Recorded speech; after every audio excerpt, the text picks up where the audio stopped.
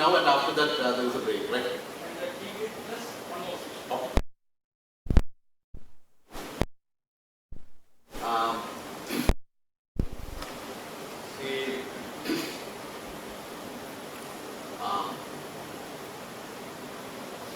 At the very outset, let me thank Professor Janaki and our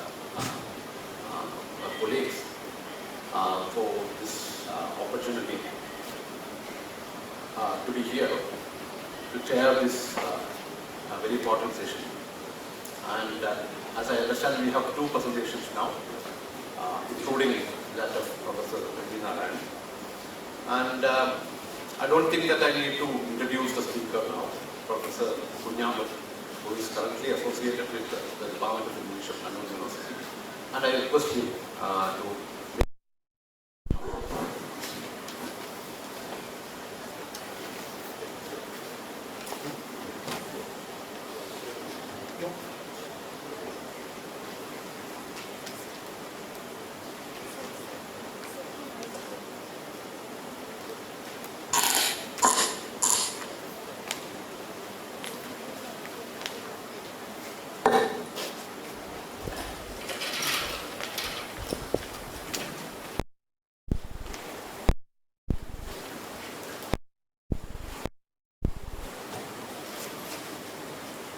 Good afternoon, everyone.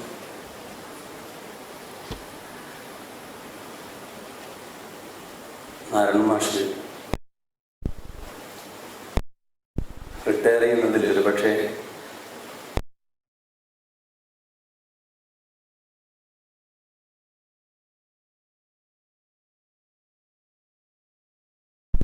എനിക്ക് അദ്ദേഹത്തെ ഏകദേശം 27 വർഷമായിട്ട് അറിയാം.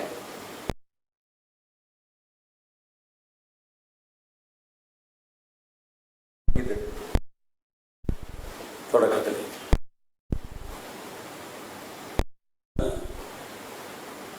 ആ 2 വർഷങ്ങൾ വളരെ മനോഹരമായിരുന്നു. പിന്നീട് നാരായണൻ UAE-യിലും അതേപോലെ ജപ്പാനിലുമൊക്കെ ആയിട്ട് പല സ്ഥലങ്ങളിലായി വർക്ക് ചെയ്തു.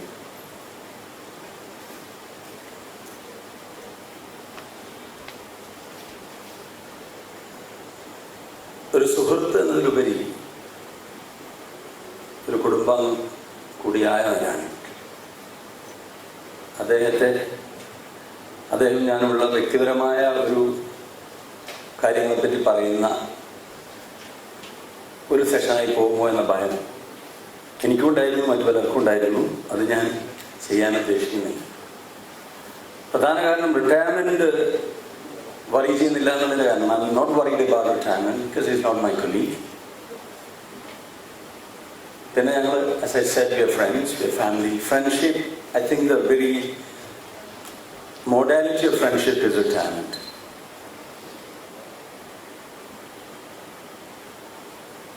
Home friendship or locations of friendship. These are places of retirement and homecoming. മധുവും ഞാനൊക്കെ ഒന്നിച്ചു പഠിച്ചതാണ് ഹൈദരാബാദിൽ. പഠിക്കുന്ന കാലത്ത് ഞങ്ങൾ റിട്ടയർ ചെയ്യാറുണ്ട്. ആ അർത്ഥത്തിൽ എനിക്ക് തോന്നുന്നത് നാരായണൻ മാഷിൻ്റെ മുമ്പൊരിക്കൽ ഒരു 10-15 വർഷം മാഷിനെ വിളിച്ചിട്ട് എനിക്ക് ചീത്ത കേട്ടതാണ്. അതിനുശേഷം ഞാൻ നാരായണൻ എന്നാണ് വിളിക്കാറ്. ഇങ്ങനെയുള്ളൊരു സദസ്സിൽ അത് ശരിയല്ല എന്ന് എനിക്കറിയാം. പക്ഷെ ഞാൻ എങ്ങനെ വിളിച്ചാലും അവസാനം നാരായണൻ അല്ലെങ്കിൽ ME എന്ന നയമാണ്.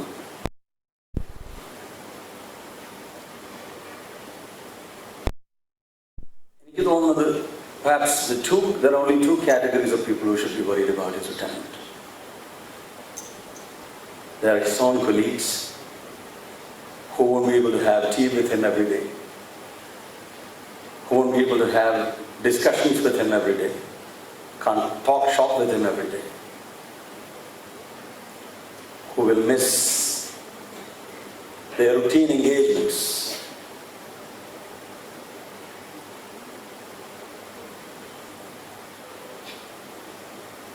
But then his students students he is teaching at the moment. And students he would have actually taught if he were here. As Professor Dev was saying, if natural justice were served.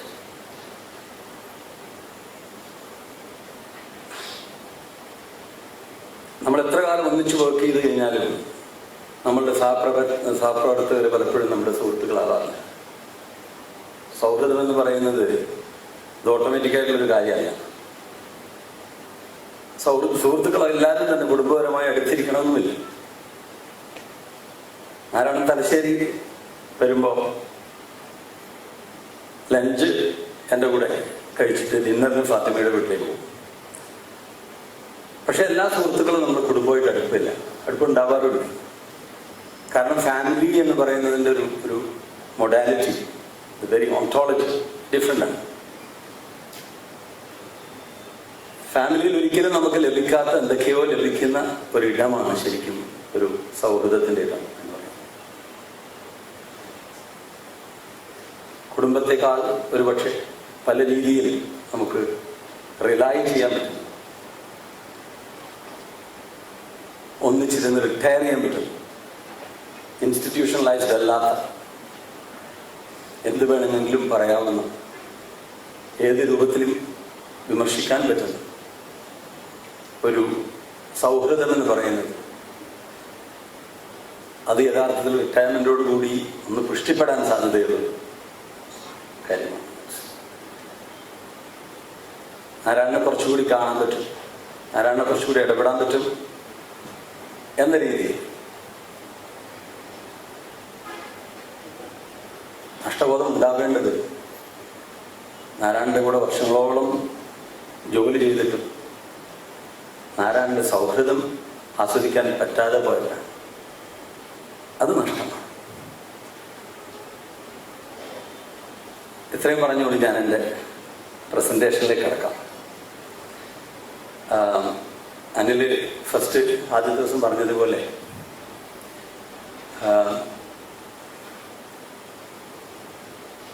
നാരായണനെ പറ്റി സംസാരിക്കാൻ വേണ്ടി വേദി ഉപയോഗിക്കരുത് എന്ന് നാരായണൻ എന്നോട് പറഞ്ഞിട്ടില്ല. കാരണം സൗഹൃദം പെർഫോം ചെയ്യുന്നൊരു സാധനമല്ലല്ലോ. അതുകൊണ്ടായിരിക്കും എൻകോമിയംസ് ഒഴിവാക്കണമെന്ന് പറയുന്നു. അതൊരു റിച്വലായി എടുത്താൽ മതി. എൻകോമിയം പറയലും അങ്ങനെ പറയരുത് എന്ന് പറയലും ഒക്കെ റിച്വലാണ്. റിച്വലൈസേഷനെ പറ്റിയും റിച്വൽസിനെ പറ്റിയും ഓവർ റിച്വലൈസേഷനെ പറ്റിയൊക്കെ ധാരാളം സംസാരിച്ച ആളെന്ന രീതിയിൽ നാരായണൻ നന്നായി അറിയാം. He got only one or two lines from thesis 6. Narayan's use of thesis 6 is perhaps that's the only, maybe, you know, I'm not saying I've read everything, but from what I've read, I understand I haven't seen a more detailed, more persuasive, and more sensitive reading of thesis 6. In overall, if you look at the way he uses Benjamin, you will realize that his works provide not only a powerful example, you know, of application of the thesis to culture studies, but it also presents a persuasive reading of 5th and 11th thesis especially, as propounding a theory of emancipation. In eminent reading, perhaps the phrase "little modernities" can capture the essence of Benjamin's emancipatory politics. Little modernities is Emily's phrase. At one point, I think he even thought of giving this title to one of his books. I googled and I didn't find that phrase anywhere, even yesterday. Emily never spoke about modernity in the singular. He either speaks about modernities, or as he said today in his brief remark, he talks about structures of modernity. Everyone here has talked about modernity. And I think Professor Delmar and others worked extensively on the topic. Narayan looks at modernity as a singular plural and treats history as a text consisting of numerous little modernities. In other words, according to MVN, modernity manifests itself as little modernities. We'll look at them in detail. Little modernities that elude the traditional historian. And the recuperation of these little modernities, he argues in an article entitled Emancipatory History. Actually, it's a Malayalam article published in Annually. Vimojanonmukhamaya Charitra.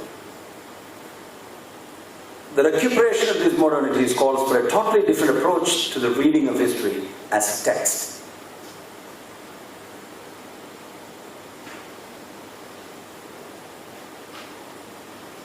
വിമോചനോന്മുഖമായ ചരിത്രം എന്ന ലേഖനത്തിൽ വ്യവസ്ഥാപിത ചരിത്ര സമീപനങ്ങൾ രണ്ടാണെന്നും അവയുമായി ബെന്യാമിന്റെ ചരിത്ര ദർശനം എങ്ങനെ വേറിട്ട് നിൽക്കുന്നു എന്നും MVN പറയുന്നത്.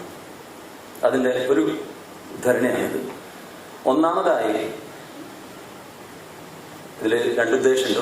രണ്ട് മലയാള ഭാഷയിൽ പലപ്പോഴും തർജ്ജമ ചെയ്യുമ്പോൾ ഒരു I think at the first approach it's rather forbidding.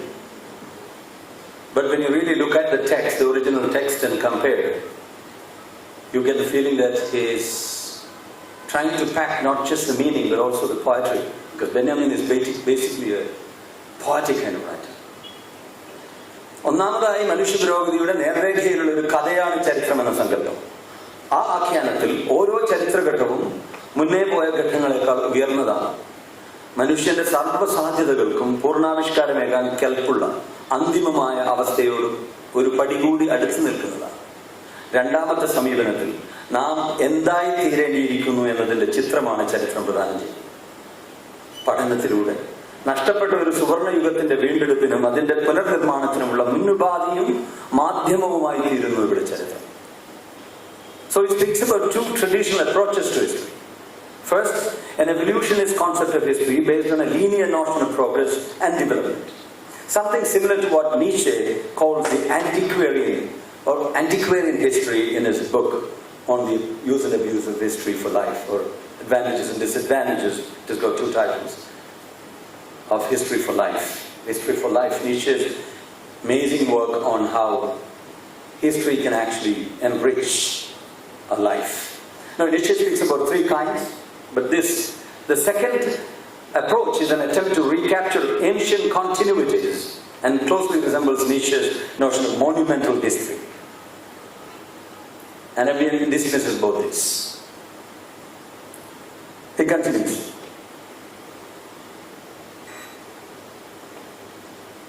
മേൽപ്പറഞ്ഞ രണ്ട് സമീപനങ്ങളിൽ നിന്നും വ്യത്യസ്തമായി വിമോചനത്തിന്റെ സാധ്യതകൾ തുറക്കാനുതകുന്ന വിപ്ലവ രക്ഷാകര ധർമ്മത്തിന് revolutionary redemptive ethic ബോധോദയ വെളിച്ചമേകുന്ന രാഷ്ട്രീയ ദൈവിക വ്യവഹാരമാണ് ബെന്യാമിന്റെ ചിന്തയിൽ ചരിത്രം.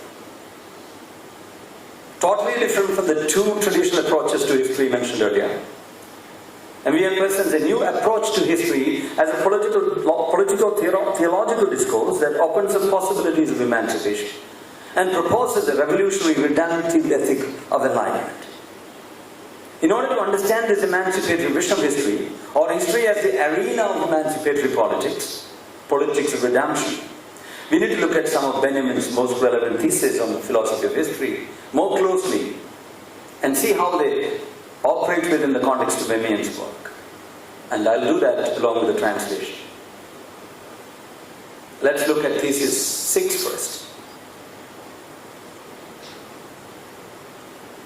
To articulate the past, I quote, to articulate the past historically does not mean to recognize it the way it really was. It means to seize hold of a memory as it flashes up at a moment of danger. Historical materialism wishes to retain that image of the past which unexpectedly appears to man singled out by history at a moment of danger.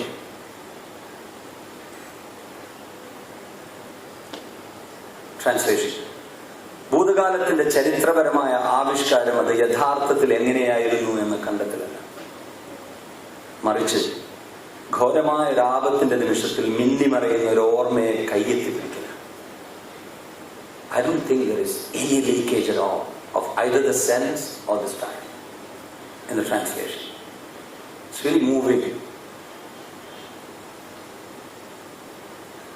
ആപത്തിന്റെ നിമിഷത്തിൽ ചരിത്രത്താൽ എടുത്തുകാട്ടപ്പെടുന്ന നിലയിൽ മനുഷ്യന് മുന്നിൽ അപ്രതീക്ഷിതമായി അവതരിക്കുന്ന ആ ഭൂതകാല ബിംബത്തെ ഓർമ്മയിൽ സൂക്ഷിക്കാനാണ് ചരിത്രപരമായ ഭൗതികവാദം ആഗ്രഹിക്കുന്നത്.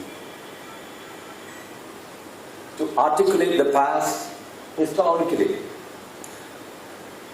does not mean to recognize it the way it really was. It means to seize hold of a memory as it flashes up at a moment of danger. The traditional historian, according to this reading, conceives history as a closed and continuous course of events and writes a positive history of great achievements. The official historiographic gaze is the gaze of the victor and totally ignores the oppressed who failed in history.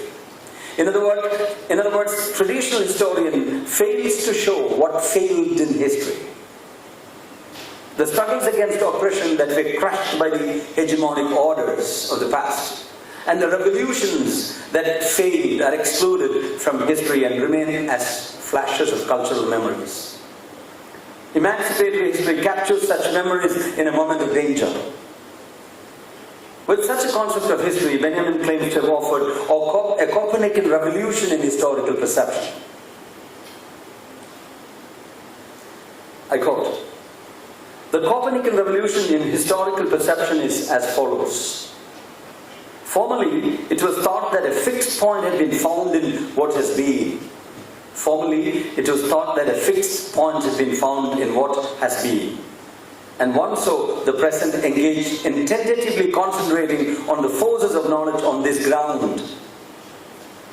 Now this relation is to be overturned, and what has been is to become the dialectical reversal, the flash of awakened consciousness.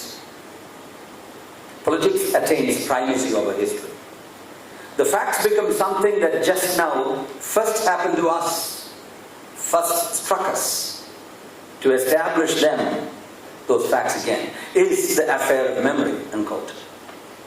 It's from Arcade's project. According to Benjamin, in a flash of awakened consciousness, the relation between the present and the past as it really has been is overturned. Turned upside down, politics attains primacy over history in that moment. The Copernican revolution in historical perception is the idea that the past presupposes the present. The past becomes legible or readable only from the perspective of what presently occurs, what occurs in the present. In this reading of history, what has been, or the past, is neither fixed nor inert. It lies latent within every present, accompanying it as what has not yet occurred. The past then is not a fact. The past is that which just now first happened. In a moment of extreme danger, the oppressed class struggles and appropriates the past insofar as the past already contains, in the form of failed emancipatory moments, the dimension of the future. Under the pressure of a turbulent present, a present which Benjamin calls now time, a certain dimension of the past opens up, and the facts disavowed by official historiography suddenly appear as flashes of a distant memory that's charged with emancipatory and revolutionary potentials. This is how we articulate the past, according to Benjamin. By seizing hold of a memory as it flashes up at a moment of danger. In other words, we blast out little modernities out of the continuum of history. ഘോരമായ രാപത്തിന്റെ നിമിഷത്തിൽ മിന്നിമറിയുന്ന ഒരു ഓർമ്മയെ കയ്യെത്തിപ്പിടിക്കലാണ് ചരിത്രം. In rare moments of extreme danger, a nation or people can get jolted out of their complacency into a state of awakened consciousness by reaching out for a distant memory. At that particular moment, time stops. Benjamin calls it a messianic cessation of happening. A messianic cessation of happening. Or put differently, a revolutionary chants in the fight for the oppressed past. He takes the historical materials, cognizance of it, in order to blast a specific era out of the homogeneous course of history.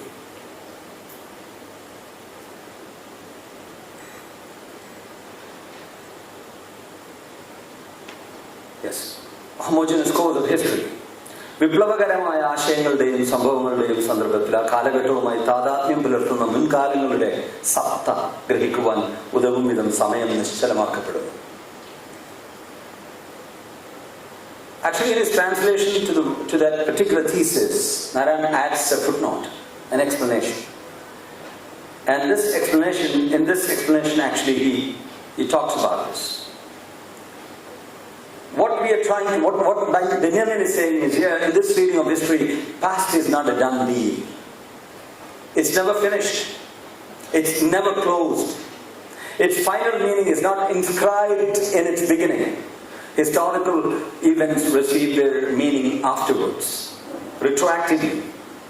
The failed revolutions are not to be written off as present failures, because they can be retroactively redeemed. This is the redemptive history of emancipation.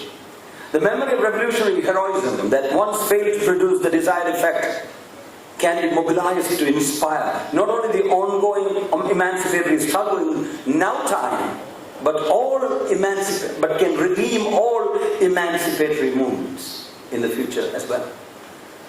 The present is revolutionized through a tiger's leap. That's a quote. That's a quote from Benjamin's thesis. The present is revolutionized through a tiger's leap into the past. Emim actually translates this strange word, now time, as ikalam. Mattu sthalathu inninte kalam enna. Ikalam, hyphen. This is the note he adds to it. Benjamin ഇവിടെ ഉപയോഗിക്കുന്നത് ജെറ്റ്സൈറ്റ് എന്ന വാക്കാണ്. അതായത് ഇപ്പോൾ ജെറ്റ്സൈറ്റ് കാലം.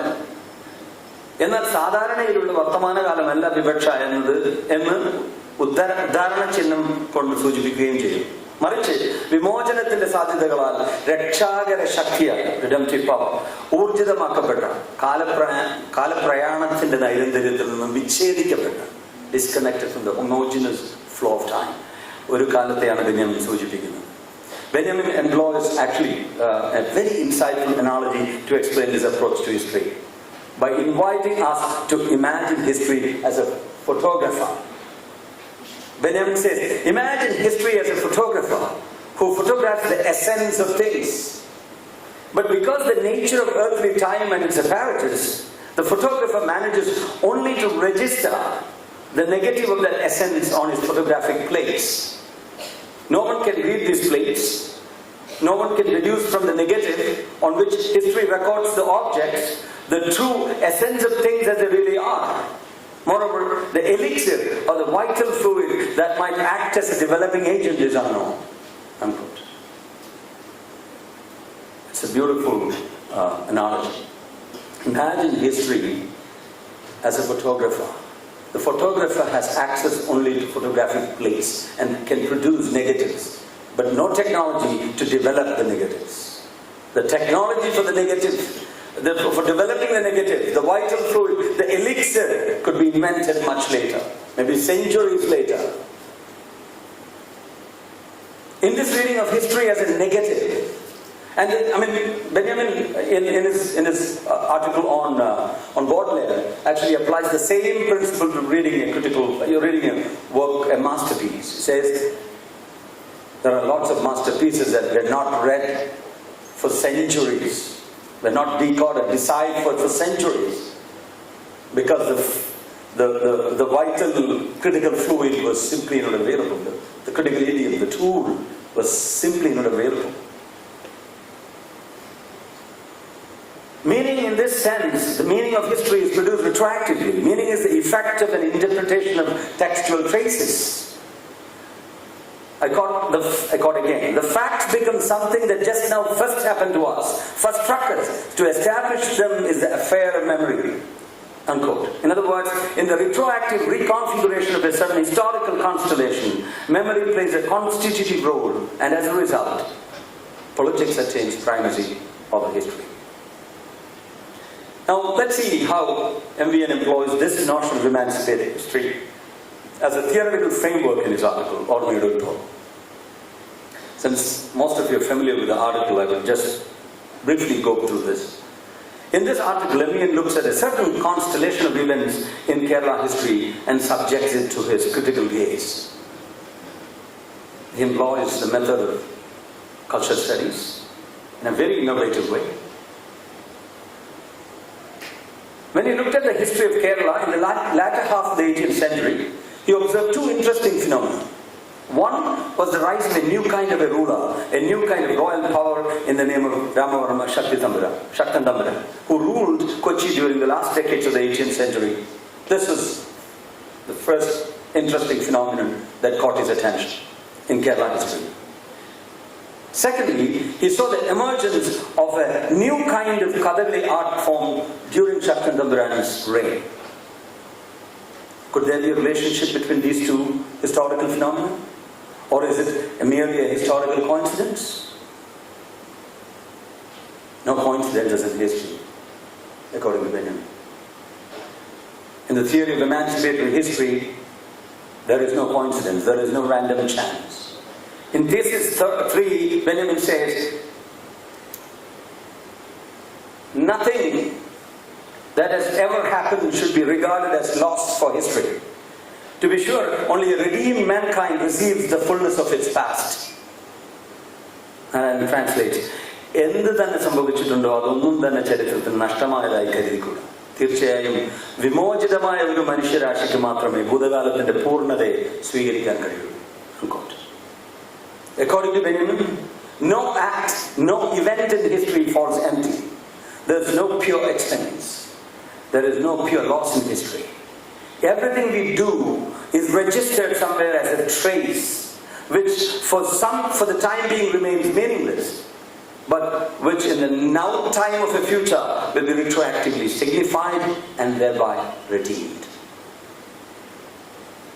Let's come back to Shaktandambaran. Shaktandambaran was a Janus-faced personality. On the one hand, he was deeply concerned about his kingdom and its people. Several historical texts describe Shaktandambaran as a modern leader who established an efficient administrative machinery, strengthened law and order, developed infrastructural facilities for agriculture and trade, carried out developmental public work schemes, instilled a sense of clear purpose in government officials, something unusual in those days, and thus aimed at the overall progress of Cochin. So in every sense, a leader would be called modern. A little modernity there. But there was another image of Shaktandambaran in the popular imaginary. There is the image of a cruel and ruthless tyrant.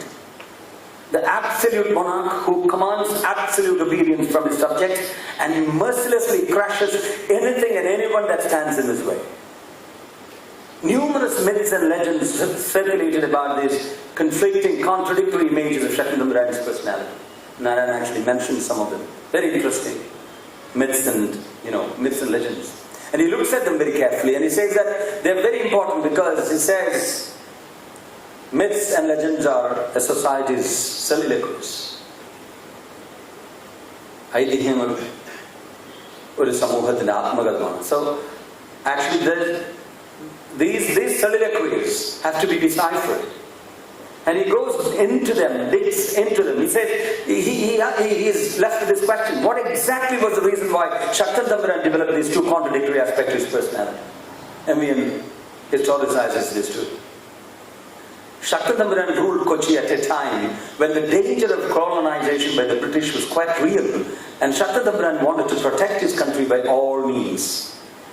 In order to accomplish that goal, argues MVN, he had to mobilize all possible sources of strength. It is at this point that a new development in Kathakali takes place. The emergence of the anti-hero characters with the beginning of with Ravana. A play that presented the majestic arrogance and ruthless power of Ravana, the anti-hero Ravana. As MVN puts it, I quote, when Ravanodbhavam was first performed, this article, Ormedul Bhavam, was actually translated into English much later. under the title The Politics of Memory. So I'm quoting from that. When Ravanodhavam was first performed at Tripurandara Royal Palace in the year 1780, it initiated a radical inversion in the hitherto established culture of Kathakali. Now let's look at this. I'm concluding. Alan reads history here. അധിനിവേശത്തിന്റെ ഭീഷണിയും അതിന് പ്രതികരണമായി ശക്തിയിൽ അധിഷ്ഠിതമായ ഒരു രാഷ്ട്ര വ്യവഹാര രീതിയുടെ ആവശ്യകതയും ഉയർന്നു വന്നപ്പോൾ ആ വർത്തമാനത്തിന് സമാനമായ ഒരു മുൻകാല വർത്തമാനം തപസ്സാട്ടത്തിലൂടെ അരങ്ങിലേക്ക് ആവാഹിക്കപ്പെടുന്നു. തപസ്സാട്ടം ഏറ്റവും പ്രധാനപ്പെട്ട രംഗം രാവണവധത്തിൽ. ആ വർത്തമാനത്തിന് സമാനമായ ഒരു മുൻകാല വർത്തമാനം തപസ്സാട്ടത്തിലൂടെ അരങ്ങിലേക്ക് ആവാഹിക്കപ്പെടുന്നു. ലേഖനത്തിൽ actually he talks about two kinds of temporalities, two kinds of present. Ravanan ഇവിടെ ഒരു മാതൃകയായി തീരുകയാണ്. ആ സമൂഹത്തിന്റെ സ്വത്വ രൂപീകരണത്തിൽ കരുത്തിന്റെയും കൂസലില്ലായ്മയുടെയും ശൈലി വിശേഷണമായി സമകാലീന യാഥാർത്ഥ്യങ്ങളോട് സ്വീകരിക്കേണ്ട വ്യത്യസ്തമായ ഒരു സമീപനത്തിന്റെ ഒരു സാധ്യതയായി ആണ് രാവണൻ പ്രത്യക്ഷപ്പെടുന്നത്. ഘോരമായ രാപത്തിന്റെ നിമിഷത്തിൽ മിന്നിമറയുന്ന ഒരു ഓർമ്മയായിട്ടാണ് രാവണോദ്ഭവത്തിൽ കൂടെ പ്രത്യക്ഷപ്പെടുന്നത്. Let me conclude. This is how he uses the framework. But that was in 2005. In 2005, Benjamin was a theoretical framework for Narayana that enabled him to understand his own little modernities with great clarity of historical perception. But in the gathering gloom of the dangerous present that we are inhabiting at the moment, at a time, to quote Arundhati Roy, at a time when the infrastructure of fascism is staring us all in the face and the pandemic is speeding it up in unimaginable ways, and we, like Arundhati Roy, wonders why we hesitate to call it by its name, by its real name. Benjamin becomes a memory that MVN is trying to seize hold of, a memory that flashes up in a moment of extreme danger. In all his speeches and some of his writings, from 2014 onwards, 15 onwards, you find this sense. This pervades his speeches.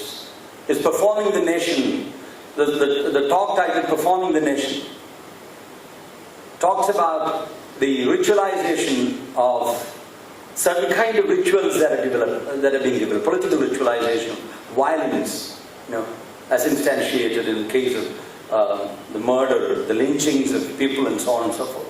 All of them become certain kind of rituals. Rituals of ritual adumbrations of a genocidal possibility. This actually becomes very painful at some point. I mean, if you listen to that necessity of theory talk, it's heartrending. It is the talk by a man who is acutely conscious of something that nobody else seems to really bother much about. Benjamin becomes a memory that MVN is trying to seize hold of. He is jolted into recognizing why even Benjamin's suicide, which was nothing but a meaningless phrase in the official text of Nazi horrors, why even his suicide suddenly becomes readable, citable, and is retroactively redeemed. There's no pure expense in history. There's no random chance. From the perspective of the last judgment day, there's this redemptive history. There's no pure essence at all. There is a moment when every single detail of history will fall into place. Through revolutions. Nothing is meaningless. Meaningless traces contain potentials of a now time that will transform the present. And Malayalam, ഒരു കോട്ടും കൂടി വായിച്ചിട്ട് മലയാളത്തിൽ തന്നെ കണ്ടുകൂടി. I quote, this is also from the same article. അധിനിവേശ ഭീഷണി ഏറ്റവും രൂക്ഷമായി ഉയർന്നു വന്ന ഘട്ടത്തിൽ മലയാളികളുടെ ദൃശ്യ സംസ്കാരത്തിൽ രാവണന്റെ ചിത്രം തെളിഞ്ഞത് യാദൃച്ഛികമല്ല. ഘോരമായ രാപത്തിന്റെ നിമിഷത്തിൽ മിന്നിമറയുന്ന ഒരു ഓർമ്മയായി തന്നെയാണ് രാവണൻ എന്ന് പ്രത്യക്ഷപ്പെട്ടത്. നൂറ്റാണ്ടുകൾക്ക് മുമ്പ് നടന്ന ആര്യാധിനിവേശത്തിന്റെയും അതിനെതിരെ ദ്രാവിഡ ജനത കൈക്കൊണ്ട ദുരന്തപൂർണ്ണമെങ്കിലും ധീരമായ ചെറുത്തുനിൽപ്പിന്റെയും മയങ്ങിക്കിടന്ന ഓർമ്മകളാണ് രാവണന്റെ രൂപത്തോടൊപ്പം അന്നുണർന്നത്. മയങ്ങിക്കിടന്ന ഓർമ്മ. What Foucault calls fainting spells in history. History passes through fainting spells. But for Benjamin, there are never unredeemable fainting spells. They come back to life. Kerala സംസ്കാരത്തിന്റെ വേരുകളിലേക്കുള്ള ഈ തിരിച്ചുപോക്ക് ഒരർത്ഥത്തിൽ സ്വന്തം ശക്തി സ്രോതസ്സിലേക്കുള്ള ഒരു തീർത്ഥാടനം കൂടിയായിരുന്നു. വീണ്ടും സ്വയം കണ്ടെത്താനും കരുത്തിലേക്കുള്ള പ്രയാണം ആരംഭിക്കുവാനുമുള്ള ഒന്നാമത്തെ കാൽവയ്പ്. You can see the connection here. I'm concluding. അത്തരമൊരു ദിശാസന്ധിയിൽ അകപ്പെട്ടിരിക്കുകയാണ് നമ്മുടെ രാജ്യം ഇന്ന് എന്ന് നാരായണന്റെ ധാരാളം പ്രഭാഷണം. ബെന്യാമിനെ പോലെ തന്നെയുള്ള മറ്റൊരു മിന്നിമറയുന്ന ഓർമ്മയായിട്ടാണ് പലപ്പോഴും കോൺസ്റ്റിറ്റ്യൂഷനെ നമ്മൾ തിരിച്ചു പിടിക്കേണ്ടത് ആവശ്യമാണ്. ചില പാഠങ്ങൾ ഉയർത്തെഴുന്നേൽക്കുന്നു എന്നാണ് നാരായണൻ പറയുന്നത്. പലരും അതിന് തടസ്സമായി നിൽക്കുന്നുണ്ടെങ്കിൽ പോലും they are coming back to life. ഇന്ന് ഒരു ഘോരമായ ആപത്തിന്റെ ഈ നിമിഷത്തിൽ നമുക്ക് എത്തിപ്പിടിക്കാവുന്ന എല്ലാ മിന്നിമറയുന്ന ഓർമ്മകളെയും നാം എത്തിപ്പിടിക്കണം. അത്തരമൊരു ഓർമ്മയായിട്ടാണ് 2005 NVAന്റെ 2015 മുതൽ NVAന്റെ പ്രഭാഷണങ്ങളിലും എഴുത്തുകളിലും ബെന്യാമിനെ അവതരിക്കുന്നു. ബെന്യാമിന്റെ ഈ രണ്ടാം വരവിൽ ബെന്യാമിന്റെ വിമോചനോന്മുഖമായ ചരിത്ര ദർശനം ഒരു തിയററ്റിക്കൽ ഫ്രെയിംവർക്ക് അല്ല നാരായണനെ സംബന്ധിച്ചിടത്തോളം. ഘോരമായ ആപത്തിന്റെ നിമിഷത്തിൽ എത്തിപ്പിടിക്കാവുന്ന ഒരു ഓർമ്മയാണ്. ബെന്യാമിൻ ഒരു തുരുത്താണ്. സിദ്ധാന്തത്തിന്റെ അനിവാര്യത എന്ന പ്രഭാഷണത്തിൽ MVN പറയുന്നത് പോലെ ബെന്യാമിന്റെ ചരിത്ര സിദ്ധാന്തം വെറുമൊരു സിദ്ധാന്തമല്ല. അത് മരണത്തിനും ജീവിതത്തിനും ഇടയിലുള്ള ഒരു പാലമാണ്, ഒരു നടപ്പാലം. അത്തരമൊരു പാലം നിർമ്മിക്കേണ്ട സമയം അതിക്രമിച്ചിരിക്കുന്നു. വംശഹത്യ എന്ന ഘോരമായ ഒരു വിപത്തിന്റെ മുന്നൊരുക്കങ്ങളെല്ലാം നമ്മുടെ കൺമുമ്പിൽ വെച്ച് തന്നെ പൂർത്തിയായിരിക്കുകയാണ്. ഇവിടെ the problematic that I mentioned at the beginning of Emancipation, I repeat. MVNന്റെ പ്രോബ്ലമാറ്റിക് അന്നും ഇന്നും ഇന്നിന്റെ വിമോചനം തന്നെയായിരുന്നു. കാലഹരണപ്പെട്ടെന്ന് ചിലർക്കെങ്കിലും തോന്നാവുന്ന സവർണ കലാരൂപങ്ങളെ MVN വിഷയമാക്കുന്നത് അവയ്ക്ക് പൊതുജീവൻ നൽകി കഴിഞ്ഞുപോയ ഗതകാല സ്മരണകളിൽ അഭിരമിക്കാനല്ല, ഉപരിവിഭാഗത്തിന് മാത്രം സുവർണമായിരുന്ന ഒരു കാലത്തെ പുനരുജ്ജീവിക്കാനും, മറിച്ച് ഒരു കലാരൂപവും അവയ്ക്ക് പറയാനുള്ളത് ഒരിക്കലും പറഞ്ഞു തീർക്കുന്നില്ല എന്നതുകൊണ്ട് അവയ്ക്കെല്ലാം നമ്മോട് പറയാനുള്ളത് വിമോചനത്തെ പറ്റി മാത്രമാണ് എന്നതും ആണ്. Thank you.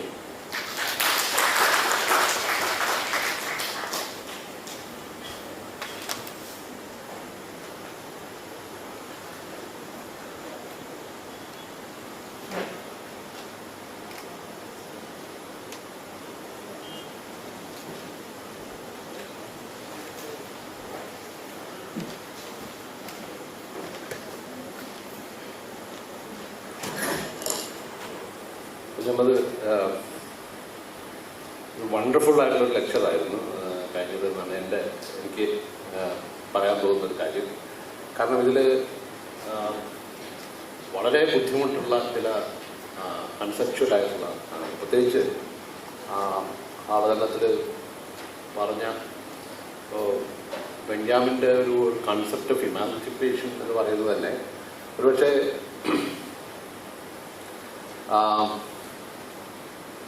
ഈ ഒരു ചെറിയ പ്രസന്റേഷനിൽ ഇത്രയും ഭംഗിയായിട്ട് അത് അവതരിപ്പിക്കുകയും മാത്രമല്ല അതിൻ്റെ ഒരു എങ്ങനെയാണ് പ്രൊഫസർ MV നാരായണൻ അതിനെ വായിക്കുക മാത്രമല്ല അതിനെ ട്രാൻസ്ലേറ്റ് ചെയ്യുന്നതിൻ്റെ പ്രശ്നങ്ങൾ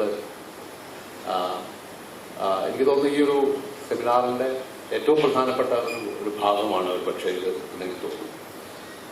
തീർച്ചയായിട്ടും ഈ ട്രാൻസ്ലേഷൻ എന്ന് പറയുന്നത് ഞാൻ ഈ ടെക്സ്റ്റ് ട്രാൻസ്ലേറ്റ് ചെയ്യുന്നതിൻ്റെ പല ഘട്ടങ്ങളിലും മാഷുമായിട്ട് ഡിസ്കസ് ചെയ്യപ്പെട്ടിട്ടുണ്ട്. എനിക്ക് കുറേ കാര്യങ്ങൾ അതുമായിട്ട് ബന്ധപ്പെട്ട് പറയാനുമുണ്ട്. പക്ഷെ ഞാനത് പറയാനുള്ള സമയമാണെന്ന് എനിക്ക് തോന്നുന്നില്ല. ഒരു 15 മിനിറ്റ് ഡിസ്കഷന് വേണ്ടി എടുക്കാം എന്നാണ്. ഇത് കഴിഞ്ഞിട്ട് എല്ലാവർക്കും അറിയാവുന്ന പോലെ പ്രൊഫസർ എം. നാരായണൻ സംസാരിക്കും. എനിക്ക് തോന്നുന്നു ചില കാര്യങ്ങൾ ഇതുമായിട്ട് ബന്ധപ്പെട്ട പല കാര്യങ്ങളും കുഞ്ഞമ്മദ് ഇപ്പോൾ മാഷ് തന്നെ പറയാനുണ്ടാവും പല കാര്യങ്ങളും. അതുകൊണ്ട് ഡിസ്കഷൻ നമുക്കൊരു 15 മിനിറ്റ് അല്ല അത് പിന്നെ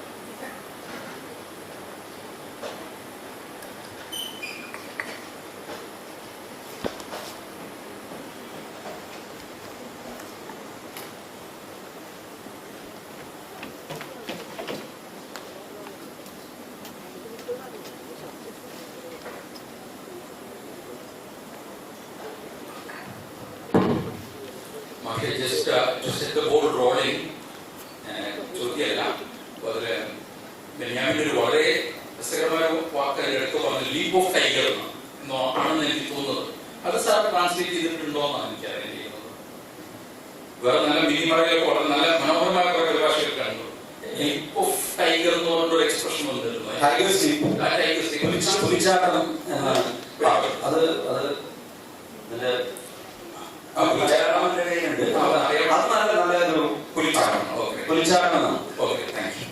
It's a tiger's leap into the future and the past.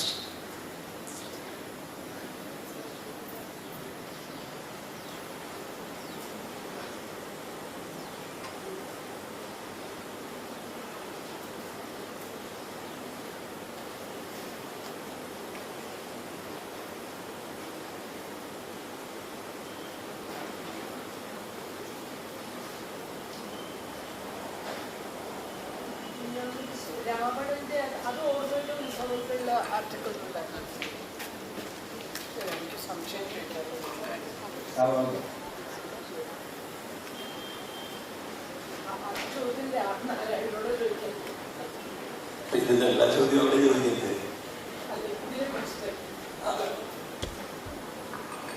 സാറേ, വേറൊരു ചോദ്യം എന്ന് പറഞ്ഞാൽ ഈ രാവണൻ ഒരു അധിനിവേശ ബിംബമായിട്ട് പ്രത്യക്ഷപ്പെട്ടതിനെ പറ്റി, രാവണനെ പറ്റി ദക്ഷിണേന്ത്യയിലുള്ള സങ്കല്പം വേറൊന്നായിരുന്നു പലപ്പോഴും.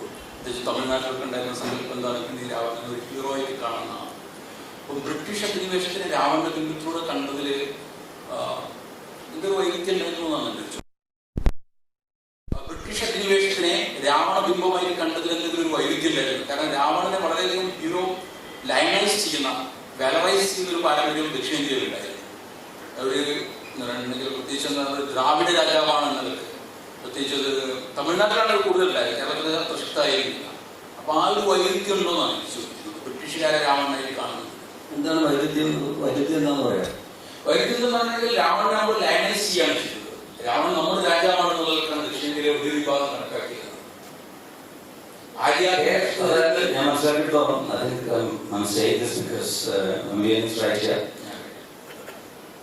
കേരള ചരിത്രത്തിൽ രാവണനെ ആന്റി ഹീറോ ആയിട്ട് അവതരിപ്പിക്കുന്നത്, അതായത് രാവണനോടുള്ള ഒരു പ്രത്യേക താല്പര്യം മുമ്പ് മുതലേ ഉണ്ടായിരുന്നു.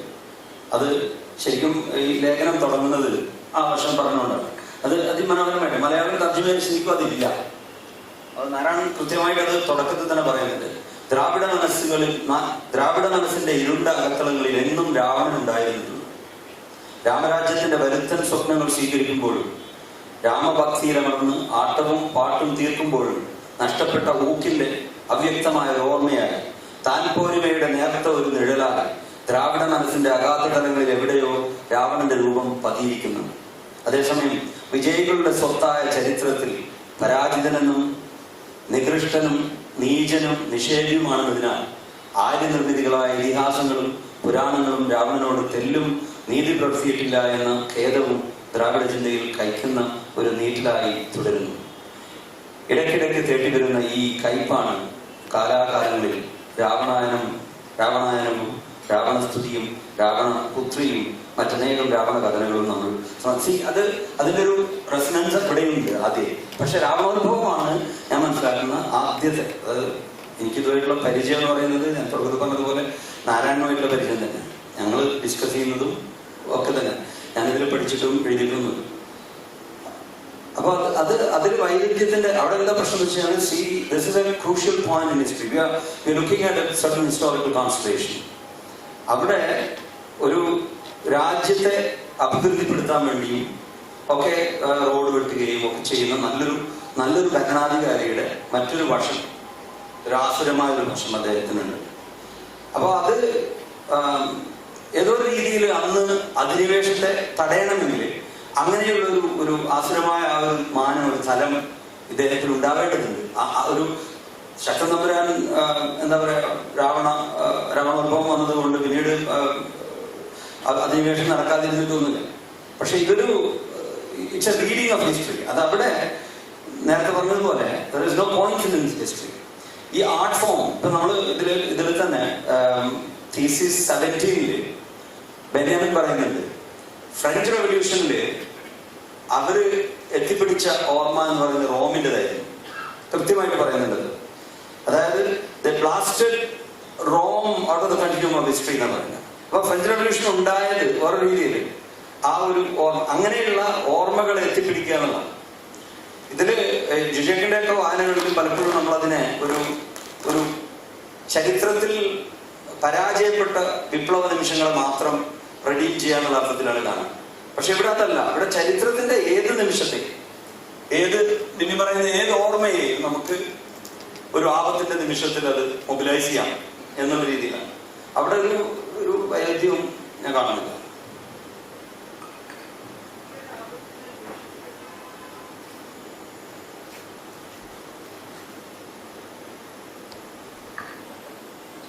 ഇതൊരു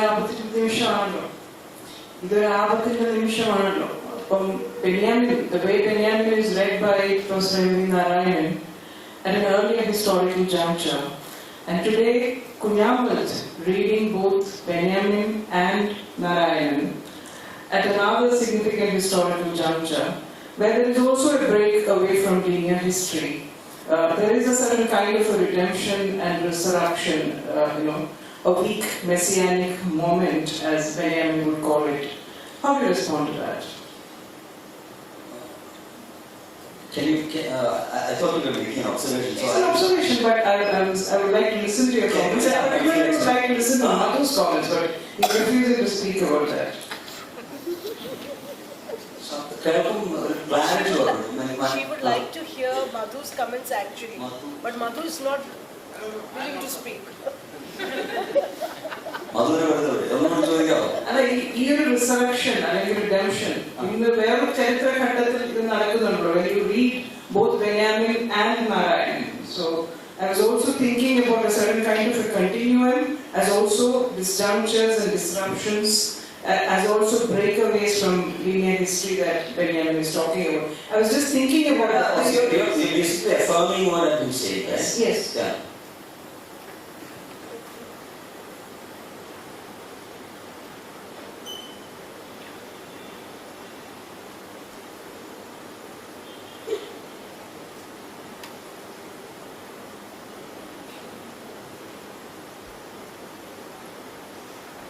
Was there any particular reason Kunhammad chose little Modernities, this particular? Most titles are chosen very contingently, you know that. Somebody calls you and asks you to give a talk, and then you say yes. In the next 2 minutes, you get the next text. Give us the title, please. And then it's usually the first thing that comes to our mind is, a rough idea of what we're planning, what we could probably do. And with a person like Narayan, you cannot decide on that spot what to do about him, right? So I had to call him and ask him. He wouldn't approve, right? And the coordinator has to approve. So, by the time we actually decide to say what we have to say, it is. And little Modernities, I don't know.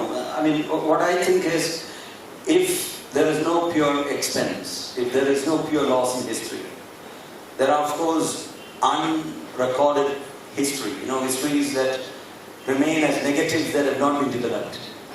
They are probably little Modernities that will be redeemed later. So, Narayan hasn't, talked about it that way, right? But I think the thrust of his use would be, I think it means much more than that. I would have even probably, pay down that thing. Narayan might not even object to it. I mean, might even object to my interpretation of it. But I think that the reason why we cannot talk about a monolithic notion of modernity, apart from all the reasons that are traditionally given, like Patriarchy and the others, one is Benjaminian, in the sense that there is a perspective of there's the last perspective of the last judgment. A theological perspective, a redemptive, messianic perspective, from which, there are ruptures in history, which can be redeemed. I think I'm not invested in the title very much. Communities പറഞ്ഞതിനോട് ഒന്ന് add ചെയ്യുന്നത് മാത്രമല്ല, എനിക്കൊന്ന് Kunhammad sir അവിടെ വെച്ച് ഞാൻ പറയുന്ന ഒരു point വെച്ചിട്ട് കുറച്ചുകൂടെ വിശദീകരണം തരാൻ പറ്റും.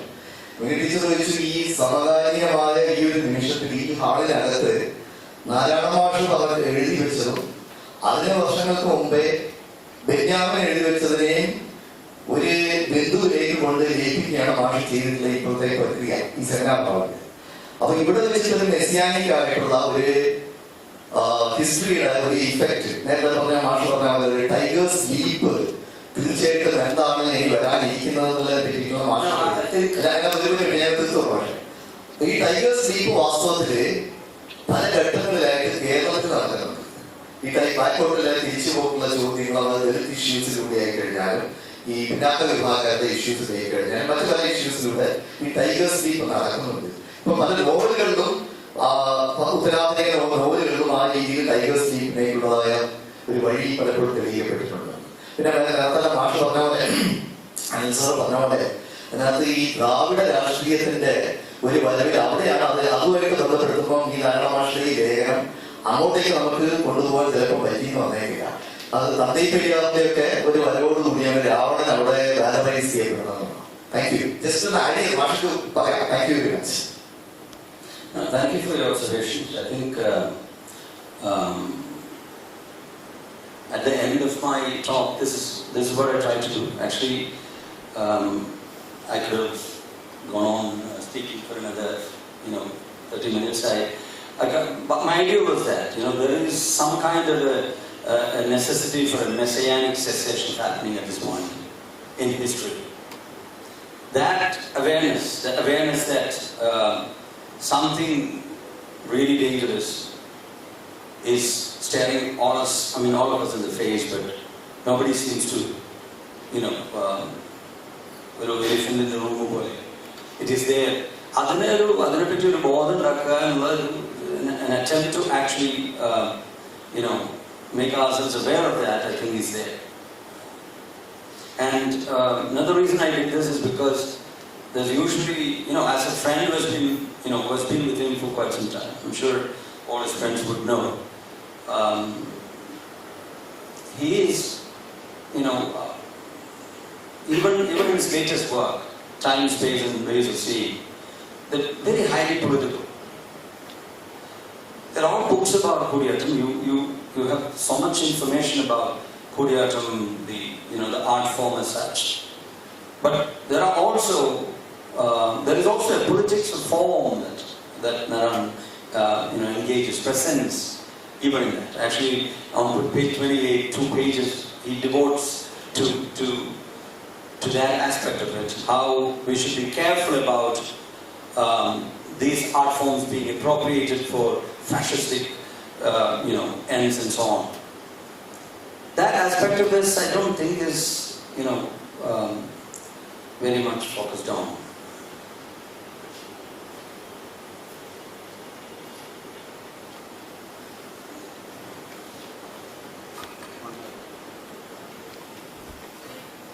ഒരു കൺഫ്യൂഷൻ വന്നതാണ്.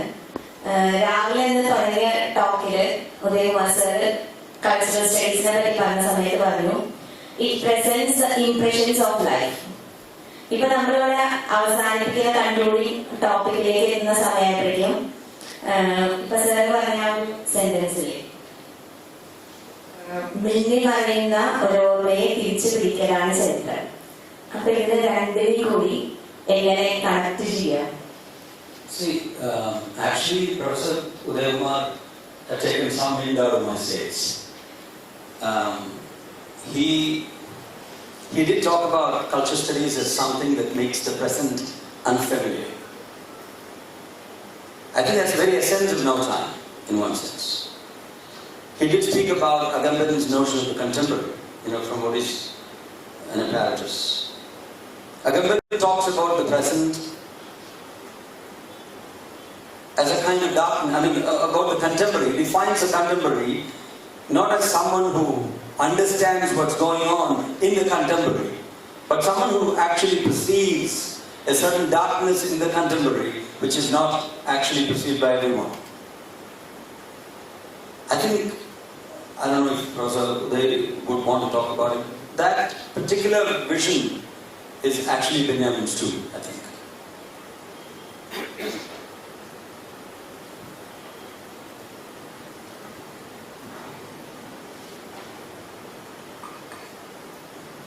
Hello. First of all, I'd like to congratulate Kunhammad sir for the wonderful presentation.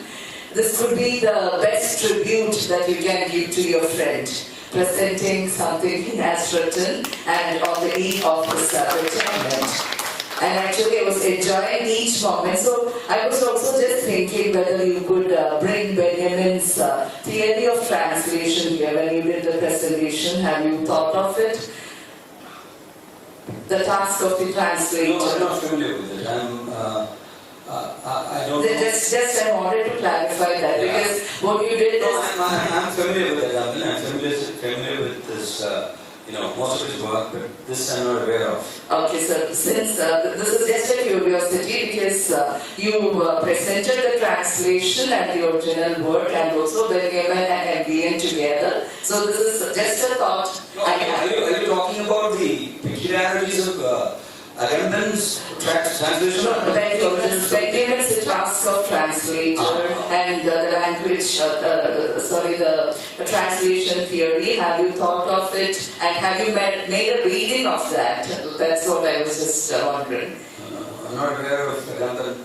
So no, just out of curiosity, I just asked since it was related to translation. So thank you very much for presenting MBN in a very wonderful form. Thank you, sir. I think my things that I said about his translation, they're basically not scholarly comments on it. They're more of impressionistic kind of thing. And I'm really,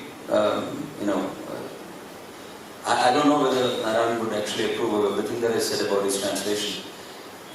Because we haven't discussed that. I've always enjoyed it. When he was translating it, he used to call me, and I'm sure it's, very close friends, in the dead of night, because he suddenly finds a particular sentence, the translated version. So, he's so, excited about it that he... So I've gone through that process, and I think what has done that kind of an attention to, Actually, I wanted to say a few things about his translation. I'll tell you one thing. Narayan doesn't translate because he can translate. He doesn't translate because he is equally proficient in Malayalam and English. He translates, I think, because he cannot not do it. There comes a moment in his life when it's impossible for him not to translate Benjamin. That's how he translated Benjamin. Otherwise, he could have translated Benjamin 30 years ago. I wouldn't say the same thing about his translation of Antonio Negri and Terry Eagleton. But they are also very good translations.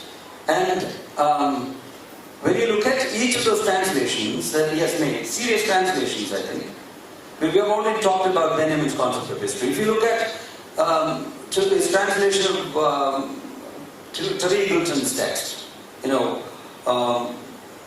why Marx was right? That translation and also Negri's translation actually appeared in a volume edited by Madhu. There, he chose of all chapters, he chose the 7th chapter, which deals directly with the theme of emancipation. The question of Marxism probably in its most classical articulation. You have Terry Eagleton defending Marxism there, right? the most, against the attack on Marxism by so many people, especially the attack on orthodox Marxism. One most important attack was that the working class, all the four central theses of Marxism. Number one, the working class is the majority. Working class, number two, is the exploited, the most exploited. Number three, working class is the poorest of the poor. Four, working class produces the wealth of the society. All these four, theses were right at the time Marx was writing. And when they were right, the natural conclusion would be the workers have nothing to lose, and therefore revolution. This equation doesn't work.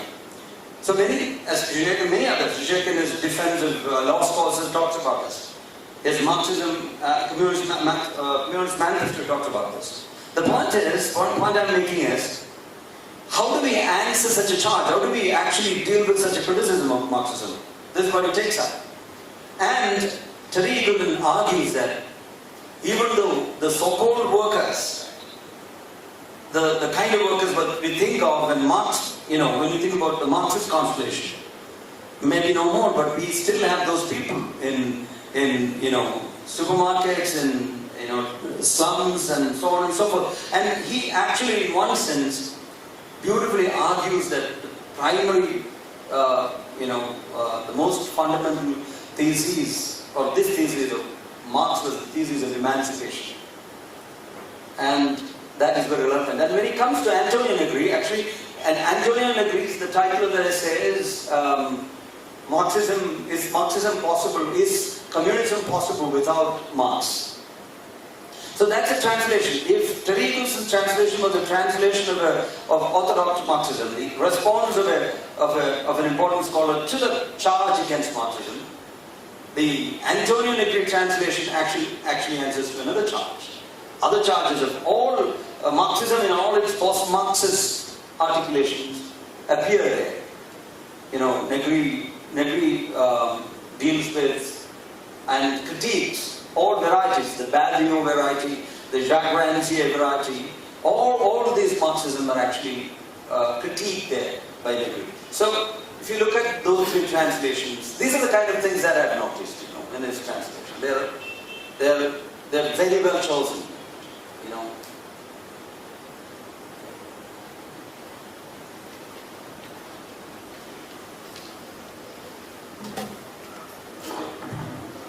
എനിക്ക് നന്ദി പറയുന്നില്ല. ഈ Benjamin ട്രാൻസ്ലേഷനെ പറ്റി ഒരു ചെറിയ കാര്യം പറഞ്ഞിട്ട് നമുക്ക് ഒരു ബ്രേക്ക് ആവാറുണ്ട്. സത്യത്തിൽ ഈ ബെഞ്ചമിൻ ട്രാൻസ്ലേഷൻ ആദ്യം വായിച്ച ഒരാൾ ഞാനായിരിക്കും. മാഷ ആദ്യം എനിക്ക് അയച്ചത്. ഈ മാഷയെ സംബന്ധിച്ചിടത്തോളം പറയാനുള്ള കാര്യം ഇവിടെ പലർക്കും അറിയാവുന്ന പോലും വലിയൊരു മടിയല്ല എന്നായിരുന്നു എൻ്റെ ഒരു ധാരണ. ഇത് മാറിയത് വാസ്തവത്തിൽ ഈ മാർക്സ് വായനകൾ എഡിറ്റ് ചെയ്യുന്ന സമയത്താണ്. കാരണം അതിൽ രണ്ട് വളരെ പ്രധാനപ്പെട്ട ട്രാൻസ്ലേഷൻസ് നെഗ്രിയുടെയും ഈഗിൾട്ടിൻ്റെയും ട്രാൻസ്ലേഷൻ വളരെ പെട്ടെന്ന് എന്നെ അത്ഭുതപ്പെടുത്തി കളഞ്ഞു. വളരെ പെട്ടെന്ന് ട്രാൻസ്ലേറ്റ് ചെയ്ത് ആ ട്രാൻസ്ലേഷൻ വളരെ ബ്യൂട്ടിഫുൾ ആയിട്ടുള്ള ട്രാൻസ്ലേഷൻ രണ്ടും നേരത്തെ പറഞ്ഞ പോലെ തന്നെ.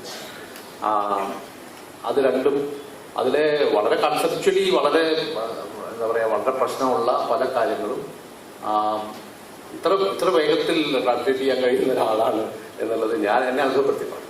അതിനുശേഷമാണ് ഈ ബെന്യാമിൻ ട്രാൻസ്ലേഷൻ ഉണ്ടാവുന്നത്. ബെന്യാമിൻ്റെ ട്രാൻസ്ലേഷനെ പറ്റി പറയുമ്പോൾ ഒരു കാര്യം കൂടി അതിൽ ചേർക്കണം എന്ന് എനിക്ക് തോന്നുന്നു. അതിന് ചെറിയൊരു വിഷമത്തോടു കൂടിയിട്ട് പറയണം എന്ന് ഞാൻ വിചാരിക്കുന്നു. അത് ഒരു പുസ്തക രൂപത്തിൽ വരാൻ വേണ്ടി കുറെ മുമ്പ് പ്ലാൻ ചെയ്തതാണ്. And he actually wanted me to write a piece on that, but I could not. എൻ്റെ ചില മടി കാരണം അത് ചെയ്യാൻ പറ്റിയിട്ടില്ല. Professor Nisar has agreed to write. ഇത് ഉടൻ തന്നെ വളരെ പെട്ടെന്ന് തന്നെ അതൊരു പുസ്തക രൂപത്തിൽ വരുമെന്നാണ് നിങ്ങളെ ഈ വേളയിൽ അറിയിക്കാനുള്ളത്. വളരെ വൈകിട്ടാണ് അത് പബ്ലിഷ് ചെയ്യപ്പെട്ടത്. പക്ഷെ ഒരു പുസ്തക രൂപത്തിൽ ഇറങ്ങേണ്ട, അതിനെപ്പറ്റിയുള്ള പഠനങ്ങൾ സഹിതം ഇറങ്ങേണ്ടത് അതിലൊരു ബാധ്യത കൂടി ഈ ഒരു സെമിനാറിൻ്റെ കോണ്ടെക്സ്റ്റിൽ അത് ഏറ്റെടുക്കാൻ ഞാൻ തീരുമാനിച്ച കാര്യം ഒന്നുകൂടി നിങ്ങളോട് പറഞ്ഞുകൊണ്ട് അടുത്ത ഓക്കെ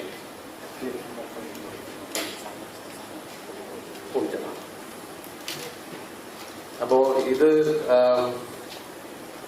നേരത്തെ പറഞ്ഞ പോലെ എല്ലാ ബ്രേക്ക് പ്രൊഫസർ എം ഡി നാരായണൻ്റെ സംസാരം കൂടി കഴിഞ്ഞതിന് ശേഷം ആവാം നമ്മുടെ സംഘാടകർ പറയുന്നത്. സോ മാഷ്